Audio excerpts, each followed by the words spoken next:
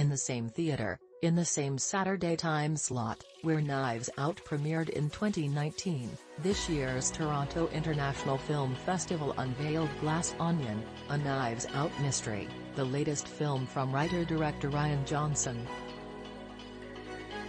Before the film began, Johnson, who earned an Oscar nomination for original screenplay for Knives Out, which came into TIFF with positive buzz but exploded into a sleeper hit when it was released 2 months later, exhorted the enthusiastic crowd with, "Are you guys ready to have a good time?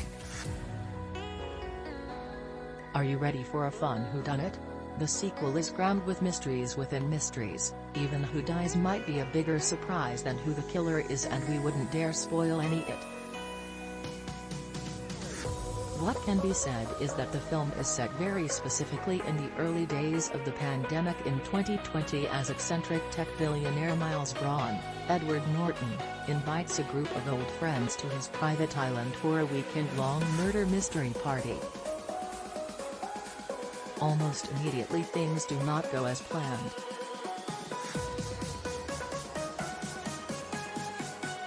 Also attending are characters played by Dave Bautista, Madelyn Cline, Daniel Craig, Kathryn Hahn, Jessica Henwick, Kate Hudson, Janelle Monáe and Leslie Odom Jr. After the screening, Johnson came back out along with his longtime producer Ram Bergman and cast members Craig, Monáe, Hudson, Hahn, Norton. While Ana De Armas does not return, though there is a performance that may stand out for Glass Onion audiences just as De Armas did in Knives Out, Craig is very much back as Benoit Blanc, celebrated as the world's greatest detective. Blanc's thick, delightfully hammy southern accent thankfully returns as well, as does his particular way with words. As he says at one point in the film, it is all quite compelling. The film is stuffed with small cameos that shouldn't be given away, but it can be noted that Johnson's regular players Joseph Gordon-Levitt and Noah Segan are both back. But you have to listen for Gordon-Levitt.